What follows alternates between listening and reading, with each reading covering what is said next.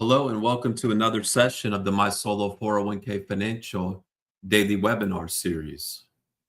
Thank you so much for joining.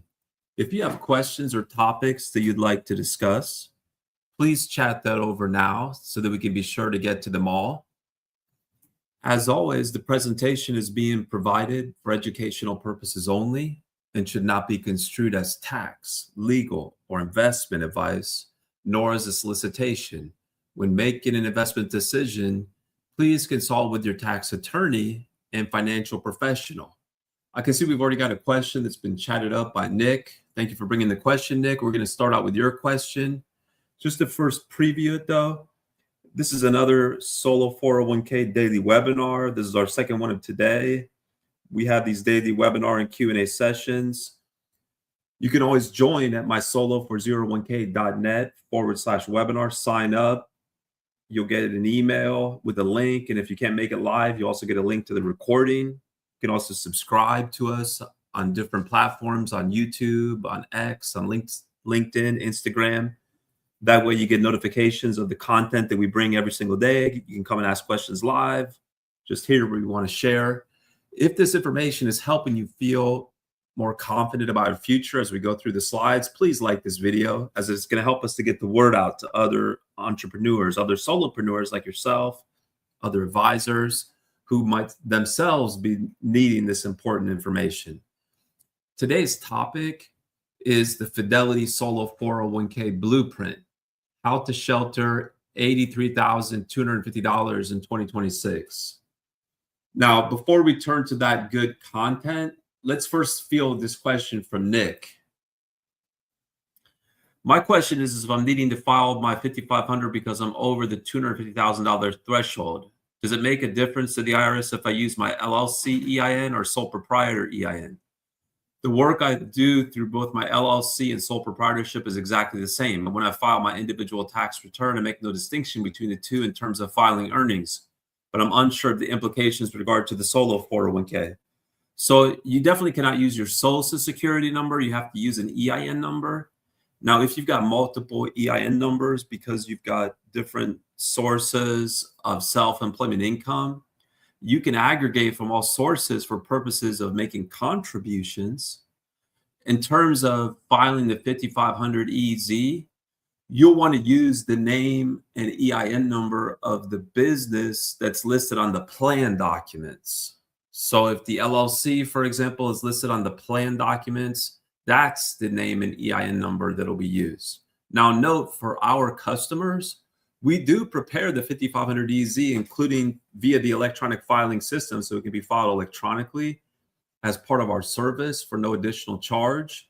Customers or their advisors just have to let us know once the value exceeds $250,000 so we can add them to the queue to take them through the 5500 EZ filing process, where again, it gets filed electronically.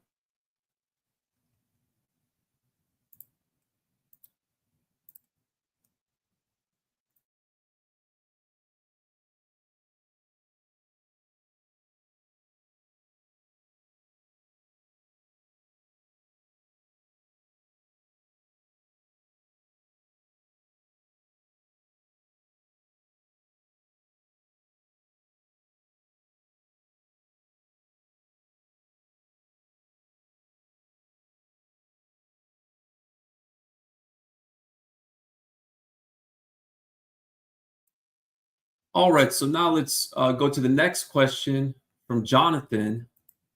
Thanks for bringing it. And again, if there are questions or topics that you wish to discuss, please chat that over now so that we can be sure to get to it. After this next question from Jonathan, we'll go through some slides, but we've got plenty of time to field more questions. I want to make sure the solo 401k is for me. I have a W-2 job where I max out my 401k contribution. I also do the max IRA Roth conversion every year. Last year, I've started getting revenue against 1099 and multiple LLCs in which I'm sole owners. How much can I max for my solo 401k? If my wife has her own 1099 income, can she also max? So that's wonderful, Jonathan. Thank you so much for bringing the good questions. Now, the threshold issue for anyone who's looking to set up a solo 401k is that you have to be eligible. So there's two pieces to the eligibility equation. Number one, you have to be reporting earned self-employment income with no non-owner, non-spouse, full-time W-2 employees working for any business owned by the individual or a spouse, if any. So first piece is you got to report that earned self-employment income. So that can be from multiple sources, right? If you're a serial entrepreneur, that's fine. You can aggregate from all sources. Moreover, if your spouse is working with you and you're both reporting your own earned self-employment income from the same business, you could set up one solo 401k plan and both participate in it. The fact that you've got a W-2 job is not going to prevent that individual. So if you've got a side hustle or multiple side hustles and a W-2 job, you can set up a solo 401k as long as you also don't have any non-owner, non-spouse, full-time W-2 employees working for any business owned by you or a spouse, if any. So that's the second piece of the eligibility equation. So as far as being able to max out the Roth IRA conversion every year, that is true. Making Roth IRA contributions is not going to count towards the solo 401k contribution limit. Now, as far as how much you can max, well, if you've got 2025 earned self-employment income and your business is taxed as a sole proprietorship and you don't have any full-time W-2 employees working for any business owned by you or a spouse, if any, you could still set up a solo 401k for 2025.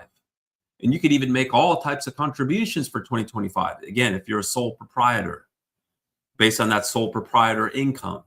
Now, you'd have to make the employee contributions for 2025 by April 15th of 2026. So you'd have to set up the plan and the accounts and determine how much you're going to contribute and make that employee contribution.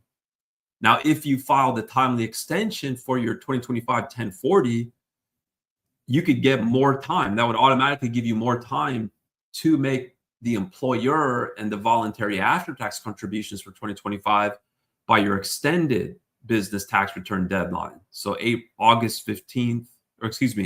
15th, if you file that timely extension for that 2025 1040.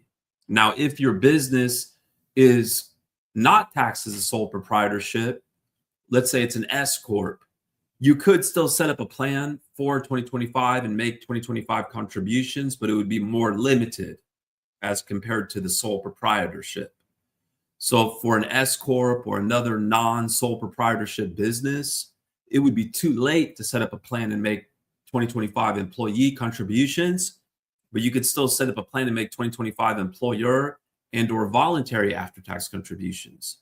Now, as far as the overall limit, for 2025, the overall limit is $70,000 or an additional catch-up contribution amount based on whether or not if you're age 50 or older, in which case it would be another $7,500 for 2025.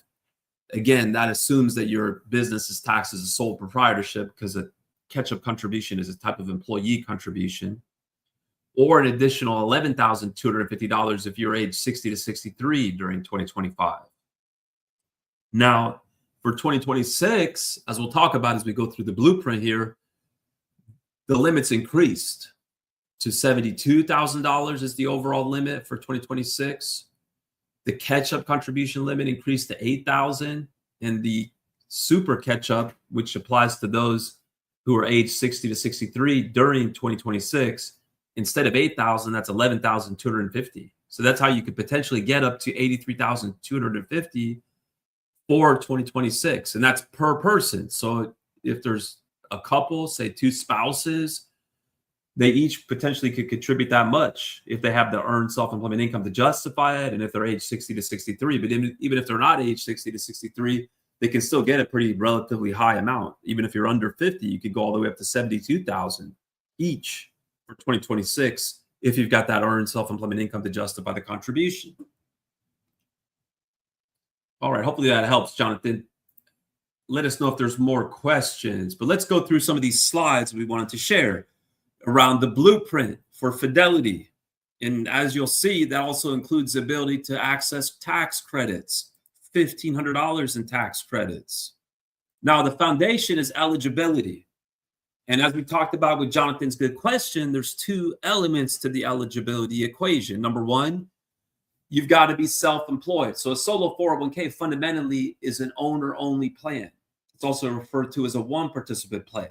Now, there are exceptions to that one-participant requirement, like a spouse who's working in the business or another business owner, as long as they're at least a 3% business owner, and as long as the spouse or business owner are reporting their own earned self-employment income. But you got to have that earned self-employment income, and you cannot have any non-owner, non-spouse, full-time W-2 employees. Now, earned self-employment income can come in different forms. So, for example, you don't have to have a formal legal entity. Like we talked about with Jonathan, you could be a sole proprietorship. That means you don't have a formal legal entity. Or you could have an entity. You could have an LLC taxed as a sole proprietorship. You could have an S Corp. You could have a C Corp. You could have a partnership. Ultimately, the key is not whether you've got a formal legal entity, but the key is that you report earned self-employment income. So for a business taxed as a sole proprietorship, could be somebody that doesn't have a formal legal entity, or maybe they do have a single member LLC that's taxed as a sole proprietorship. Earned self-employment income is income reported on line 31 of Schedule C. If the business is taxed as an S Corp or a C Corp, earned self-employment income would be the W-2 wages that you receive from the S Corp or the C Corp. Whereas if the business is taxed as a partnership, earned self-employment income is income reported on line 14 of the K-1 that you receive from the partnership.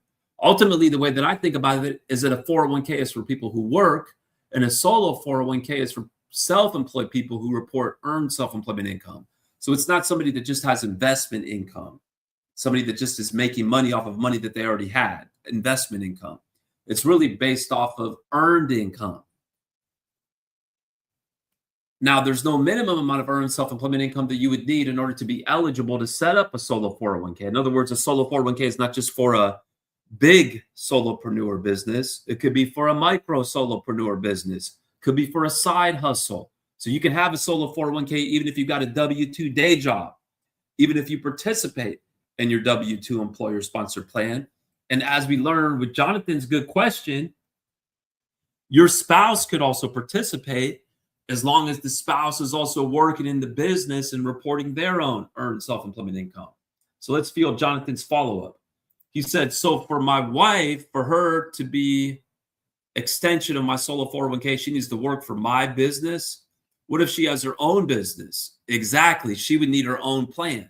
So let's say you got one spouse as a realtor, the other spouse is an attorney, and their businesses are totally separate. In that case, it would be separate plans for each business.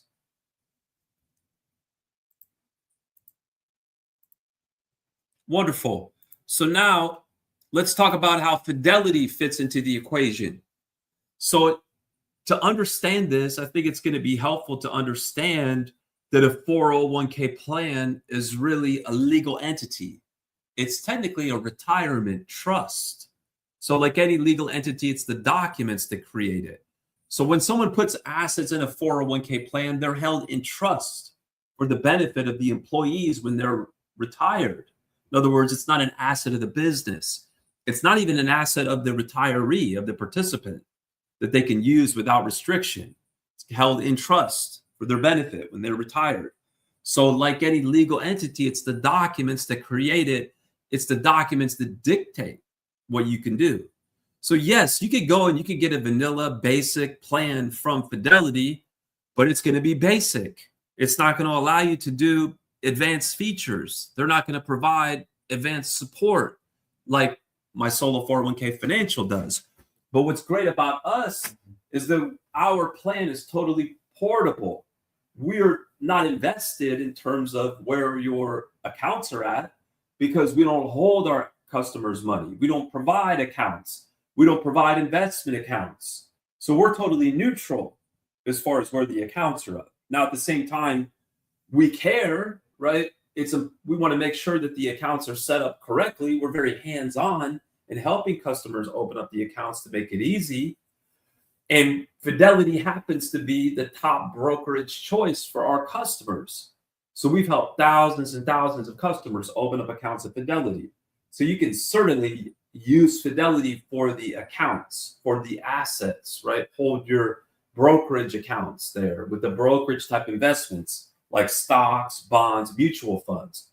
But my solo 401k financial provides the plan. So that dictates what you can do. So now you can do all the advanced features that drive customers and their advisors to set up accounts with us, such as, for example, the ability to make mega backdoor Roth contributions. So if you get Fidelity's basic plan, it's not going to allow for mega backdoor Roth contributions. It's not going to allow you to take a 401k participant loan. It doesn't allow you to claim $1,500 in solo 401k tax credits. So my solo 401k financial, we were the first provider to offer a solo 401k plan that's eligible for the mega backdoor Roth contributions. We were the first provider to offer a plan that supports the $1,500 in tax credits. So you can get all that history, all that support, all that knowledge, but still have your accounts where you want, such as Fidelity. So you get the plan documents from us, but have the accounts at Fidelity. So that's how it works. And again, we're very hands-on in helping you open up those accounts at Fidelity. By the way, those accounts at Fidelity are free accounts. Fidelity doesn't charge anything to open the accounts. There's no maintenance fee. Now, for 2026, like we talked about with the good questions that kicked us off, the contribution limits are higher than ever, right? It can go all the way up to $83,250. It goes up because of inflation, right? The theory is you'll need to save more because you'll need more. So what are those 2026 solo 401k contribution limits? Well, a solo 401k plan has the highest contribution limits for any defined contribution plan available to self-employed individuals.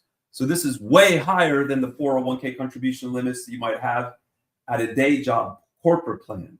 Why is that? Well, when you work in a day job corporate plan, you only get to fill up one bucket, the employee bucket. But when you're self-employed, you're both the employee and the employer. In addition, if you've got a solo 401k plan like the one offered by my solo 401k financial, you can also make a third type of contribution, which is called a voluntary after-tax contribution. That's how individuals make mega backdoor Roth contributions. So the employee limit for 2026 is $24,500. It increased from $23,500 in 2025 to now $24,500. The catch-up contribution limit, so once you're age 50 or older, the rules allow you to make even additional contributions if you've got the earned self-employment income to justify the contribution. So if you're age 50 plus, now you got access to the standard catch-up contribution, which increased from $7,500 to now $8,000 in 2026.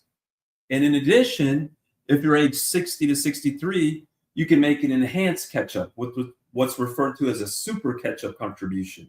So instead of $8,000, you can actually contribute an additional $11,250. And then the overall limit is $72,000. So that's how you can get all the way up to $83,250. Now, as I mentioned, a solo 401k plan has the highest contribution limits for any defined contribution plan available to self-employed individuals. And that's because you can fill up different buckets. So the employee bucket, that's the elective deferral plus the catch-up if those apply. You've also got the employer bucket. Now, the employee bucket, that's 100%. So you can contribute 100% of your earned income, earned self-employment income dollar for dollar up to the applicable limit. Whereas the employer bucket, that's a percentage of your self-employment compensation. And the percentage that applies depends on how your self-employed business is taxed. So for example, if your business is taxed as an S Corp or a C Corp, your ability to contribute is based off of the W-2 wages that you receive from the S Corp or the C Corp. Remember, it's based off of the earned income. So it's based off of the W-2 wages. So that employer contribution limit is 25% of the W-2 wages. Whereas if the business is taxed as, say, a sole prop or a partnership or an LLC taxed as a sole prop, you have to run a pre-calculation, and we help our customers to run this pre-calculation. There's even a calculator on our website where you take your net income. So for example, your net income on line 31 of Schedule C, if your business is taxed as a sole prop, or your net income on line 14 of the K1 that you receive from the partnership, that files a 1065. You start with that net income, then you reduce it by 1/2 of the self-employment tax. That gives you the self-employment compensation figure. So of that amount, you can contribute 20% as an employer contribution. Now, of course, you've got to keep in mind the overall limit. So the sum of all the contributions that you make to the plan, the employee, the employer, and the voluntary after tax cannot exceed the overall limit, which is $72,000. Or if you're eligible to make those catch-ups, that doesn't count towards the $72,000, and you can make above and beyond that. And that's, again, how you can get all the way up potentially to $83,250 for 2026. And again, the accounts can be at Fidelity. So you're not making the contributions to my solo 401k. You're not sending us the money. It's going directly to the Fidelity accounts that we would help you set up, that only you would have access to.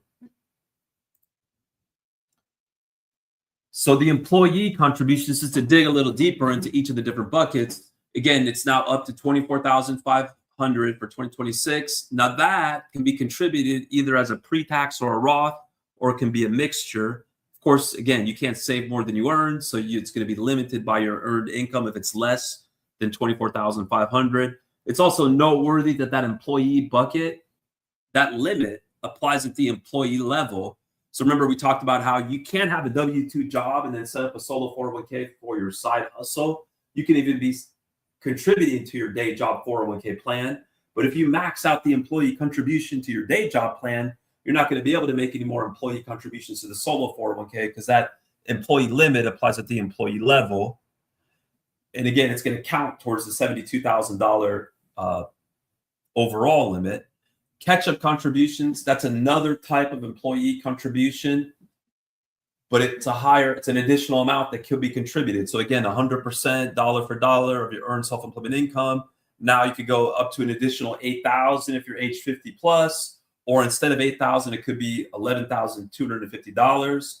Now, when we say must be Roth per Secure Act rules, that only applies if you've got income above a certain amount, $150,000, for example, for 2026, specifically income that's paid to you as W-2 wages. So if your business is taxed as a sole prop and you don't get W-2 wages, then that wouldn't even apply. So we're going to just qualify that if W-2 wages over applicable amount. Okay, just to be really clear, we don't miss that. So, but that's going to be on top of the 72,000, right? So the overall limit effectively goes up. Now, employer contributions, unlike the employee contributions, where that employee limit applies across all the plans that the employee participates in, and you can only fill it up one time, the employer contribution limit applies at the plan level. That's why your employer doesn't have to ask you if you have a 401k plan somewhere else. They can make an employer contribution, and they don't have to determine if other employer contributions are being made to another plan, right? It applies at the plan level. So even if you max out contributions to your day job plan, even if your employer also makes contributions on your behalf, like if you get a matching contribution to your day job 401k plan, that's not going to reduce your ability to make contributions to the solo 401k. Because again, the employer contribution limit applies at the plan level. Now, the one exception to that general rule is the 403b exception. So if contributions are being made to a 403b either by you or on your behalf, all of those 403b contributions, whether by you or on your behalf, together with any contributions that you want to make to the solo 401k, the sum cannot exceed the overall limit. Now, as we talked about, the employer contribution limit, unlike the employee limit, which you can contribute 100% of your self-employment income dollar for dollar up to the applicable employee limit, the employer contribution limit is a percentage. So for a sole prop, it's 20% of your self-employment compensation. So you specifically have to run that pre-calculation where you take line 31 of Schedule C less 1/2 of the self-employment tax. So we're going to say just to be really clear, 20% of self-employment compensation, line 31, less 1/2 of self-employment tax. Now, if your business is taxed as an S Corp or a C Corp, it's going to be 25% of the W-2 wages that you receive from the S Corp or the C Corp. Now, specifically, you would have to take box 1 of the W-2 plus any pre-tax elected deferrals that are not in box 1. So if you had made employee contributions as pre-tax contributions, then that would have reduced box 1. So it's determining 25% of your W-2 wages. You add back those pre-tax elected deferrals not in box 1 and now over in box 12, and then the sum, box 1 plus any pre-tax elected deferrals not in box 1 over in box 12 times 25%, and that's how much you can contribute as an employer contribution. Now, of course, the sum cannot exceed the overall limit, right? We talked about that. The sum of employee, employer, and voluntary after-tax cannot exceed the overall limit.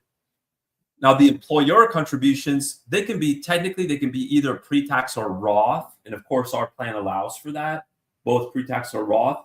But really, based on experience, many of our customers, they're not interested in making employer Roth contributions. Even though that was something that some people got excited about after the Secure Act allowed for employer Roth contributions, it was really not a big deal for our customers because they already had the ability to make mega backdoor Roth contributions. So for those that are really looking to maximize the funds that end up in a Roth account, in our experience, they would typically just skip making employer contributions because it's discretionary. You don't have to make employer contributions, and you could just go right to the voluntary after-tax contributions. So the voluntary after-tax contributions, that's how you make mega backdoor Roth solo 401k contributions. So really a mega backdoor Roth solo 401k contribution is a 2-step process. The first step is making a voluntary after-tax contribution. And so you can contribute 100% dollar for dollar of your earned self-employment income as a voluntary after-tax contribution. So unlike the employer contribution, where it's just a percentage of your earned self-employment income, you can do 100% of your, say, W-2 wages that you receive from your S Corp, dollar for dollar, up to the overall limit, which is $72,000 now for 2026 as a voluntary after-tax contribution. Of course, you have to have a plan like the one offered by my Solo 401k Financial that allows you to make those after-tax contributions. And then you'd have to have a plan like the one offered by my Solo 401k Financial that allows you to then transfer those after-tax Solo 401k funds over to a Roth Solo 401k or a Roth IRA. And again, we were the first Solo 401k provider to offer a plan that allows this. We've got the most experience. No one has more in helping customers through these mega backdoor Roth contributions. We also provide tremendous support in terms of the mechanics, right? Like opening up the different accounts. We also provide the ongoing compliance support for no additional charge. So even though that first step, when you make the after-tax contribution, that does not need to be reported on the personal tax return or the business tax return.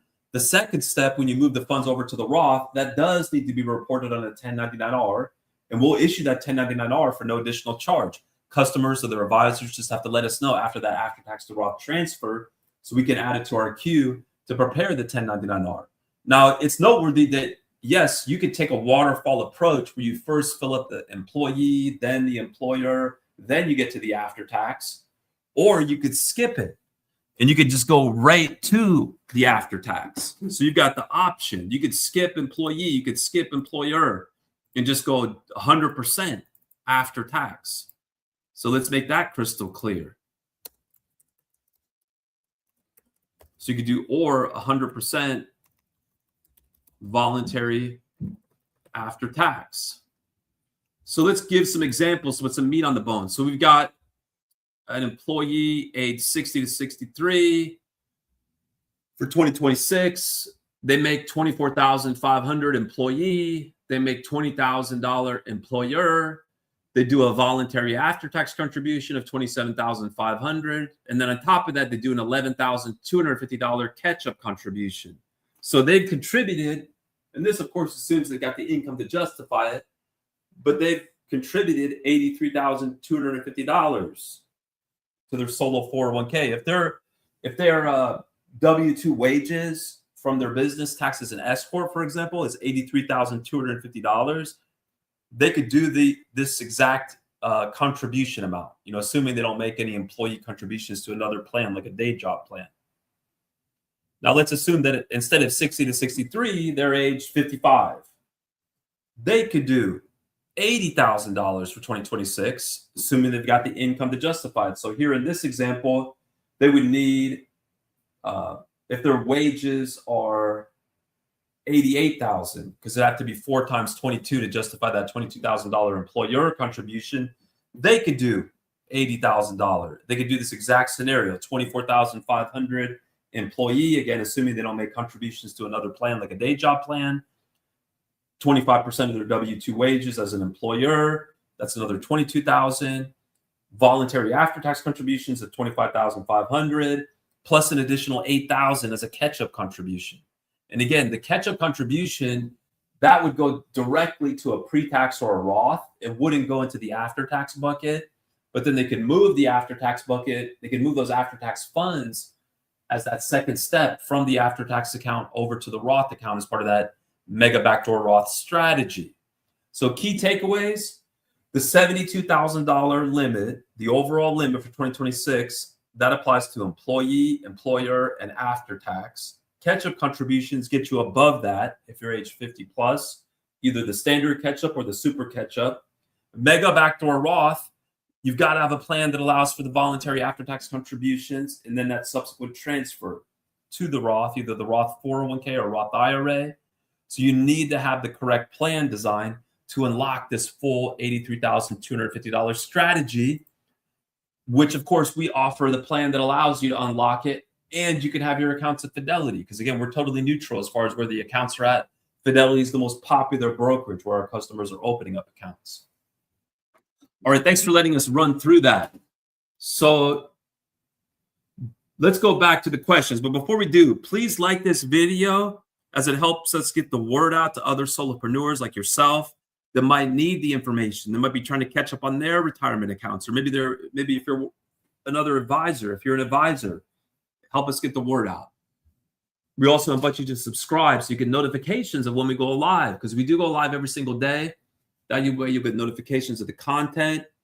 You can come and ask questions or just check out what we're sharing on a daily basis. So please engage with us on LinkedIn, YouTube, X, Instagram, the different platforms. So let's go back to Jonathan. What is the difference between Roth IRA or Roth 401k? Well, in the context of a mega backdoor Roth, you got options. Remember, you have to have a plan like the one offered by my Solo 401k Financial that allows you to transfer, that allows you to first make the after-tax contribution, that allows you to take advantage of the higher after-tax contribution limits. Because again, you can go 100% dollar for dollar to the overall limit as an after-tax contribution, and then transfer either to a Roth Solo 401k or a Roth IRA. So you got options. You can do either. Either case is going to be reportable on 1099-R. But my Solo 401k Financial, we handle the 1099-R for no additional charge. Customers, their advisors have to let us know when you do the transfer so we can capture the information. Now, as far as why go to one versus the other, if you want to keep the ability to invest in alternative investments, if you want to keep the ability to take a 401k loan, then most would choose to keep it in the Solo 401k. You'd have to keep it in the Solo 401k if you want to be able to keep the ability to take a 401k loan, because you can't take a loan from a Roth IRA. Now, theoretically, you could transfer to a Roth IRA and invest in alternative investments. Alternative investments like crypto, real estate, private stock, pre-IPO stock. These are the things that our customers are investing in. You can theoretically do that with a Roth IRA, but our plan already allows for it. And that would be a Roth IRA, a specialty Roth IRA, where it's going to be another provider. They're going to have their own fees. They're going to hold the money. So for customers that want to invest in alternative investments, they've already got the tool to do that via the Roth Solo 401k. So that would be a reason. Some people might say, well, I'm happy with my Roth IRA performance. I want to just accumulate more dollars in that account. So let me just transfer these after-tax Solo 401k funds over to my Roth IRA. And that's totally fine too. You can do both. Keep in mind, you can't subsequently transfer it back, though, from the Roth IRA to the solo 401k, just because those Roth IRA rules wouldn't allow you to do it. So if you go to our website, mysolo401k.net, and then just click on under solo 401k, click on open account, and you can see the pricing linked right in there. I'm going to also grab a link as well just to help highlight it. We charge a totally flat fee of $650. That's the initial cost. That includes the $525 establishment fee plus the first $125 annual fee. Starting 12 months later, we charge our $125 annual fee that covers the second year. So it's totally flat, regardless of the value, regardless of that solo 401k support needed. So you know exactly what you're signing up for. Moreover, our solo 401k plan is going to enable the solopreneur, whether you're setting up a new plan or even if you're upgrading a basic plan. Let's say you have a basic solo 401k at Fidelity, but now you're realizing that it doesn't allow you to do what you want to do, like the mega backdoor Roth.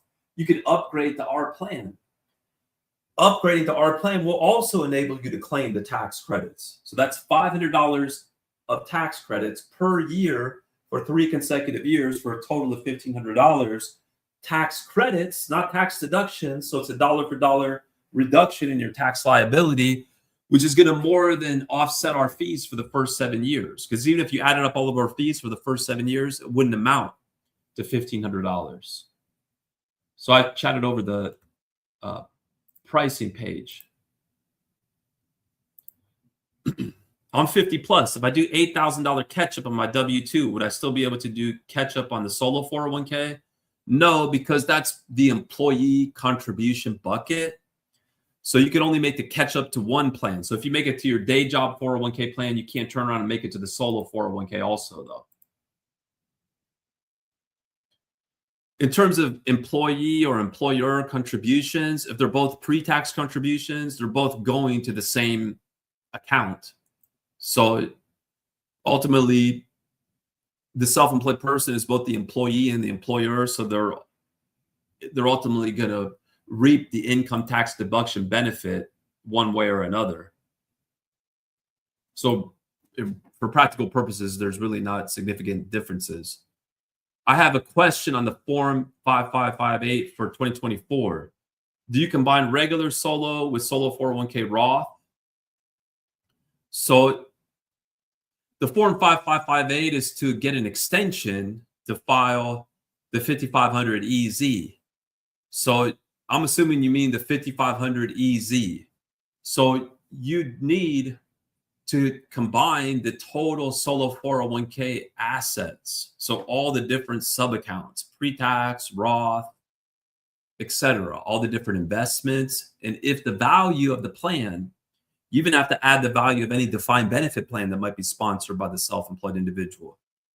If the total value exceeds $250,000, then that 5500 EZ filing requirement would apply. And the snapshot is as of December 31st. So as of December 31st, 2024, etc. Yes, we've got plenty of clients that have used interactive brokers. Again, we're totally neutral. Fidelity's just happens to be the most popular. But there's a lot of other great options like Schwab, interactive brokers. Clients are opening up accounts at E-Trade, et cetera, et cetera. Can I roll over a previous employer plan? Most definitely. So that's super common. We've helped customers open up accounts at many different places. We've helped customers roll over funds from hundreds of different providers, right? Different former employer plan providers, different IRAs. And we track that experience in our knowledge base so we can leverage that knowledge and experience to make it easy for new customers or existing customers that want to roll over money from like a former employer plan. Now, typically those funds will transfer by check. And so the check is mailed to you. It's made payable to the 401k. Then you take the check and deposit it into the 401k account. We would be hands-on in helping you. Again, leveraging our experience, maybe filling out paperwork if they have paperwork that needs to be filled out, just to make sure that it's communicated to the provider that this is a non-taxable rollover because you're rolling over the money to your new employer plan. So the best strategy is you want to make sure you file under the late filing program. The last thing you want to do is just submit it and hope for the best, because the IRS computer will eventually catch that, and then you'll get tagged with some expensive late filing fees. So the penalties are $250 per day. But they do have a late filing program where it caps it at $500. So, and the IRS does a decent job of explaining how to file it. I just chatted over a link to the procedure. So that's really the best thing to do, is to follow those procedures, pay the fee to file under the late filing program, and cap out those, and avoid the late filing fees. Yes, we do. Now, we submit the 1099-R for those that let us know about information, about transfers, for example, after tax to Roth transfers in a timely fashion. 5500 EZ, customers and their advisors just have to let us know once the value exceeds $250,000. Then we'll add you to our 5500 EZ filing process. So that's where we guide you through the 5500 EZ process. Now, we don't have all this financial information, so we send you a questionnaire to capture the financial information. Then we tee it up in the electronic filing system, what they call the EFAS system. Then we assign it to you for signature. You just have to log in, sign it, comes back to us as being signed, and we submit it and send you a courtesy copy. And again, no additional charge for those services. Well, fantastic. It looks like that's taken us to the end of the questions for today. That's some great participation. We really appreciate it. Again, if this is helping you feel more confident, please take a moment to like the video just to help your fellow solopreneur find this information. That's it for today's Solo 401k session. We'll be back here tomorrow with another live Q&A session. Thank you so much for investing your time with us. Your time is valuable. Your retirement future is worth it. If you haven't yet, please like and subscribe so we can keep building the Solo 401k community. We'll be back here tomorrow with more crucial content to help you secure your retirement.